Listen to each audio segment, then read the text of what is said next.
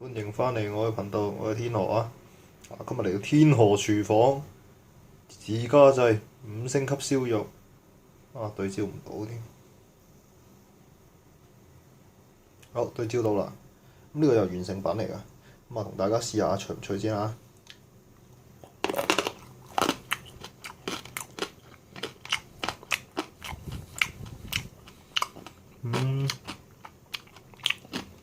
大家又係聽下啲聲音，睇下脆唔脆啊！攤凍咗嚟而家。呢個又我第一次整啊，所以咧我就冇拍低成個整嘅流程。睇下成唔成功。我第一次成功咗啦。睇下遲啲又拍一次個流程啊。俾大家睇下啦。好，咁多。如果想睇我嘅食譜咧，留意我嘅頻道啦。好啦，拜拜。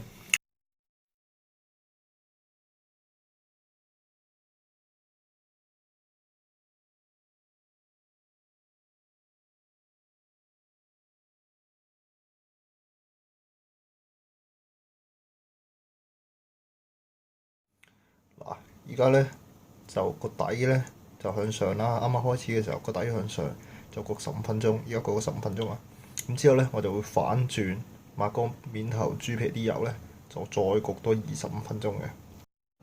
而家抹乾咗啦，調轉咗啦，就再焗多25分鐘。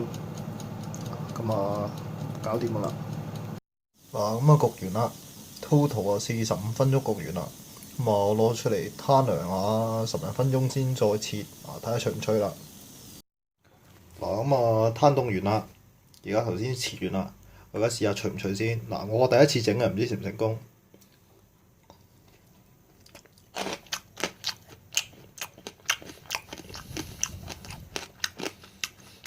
我覺得好脆啦，唔知大家聽啲聲聽唔聽得出？我哋食咁皮啊！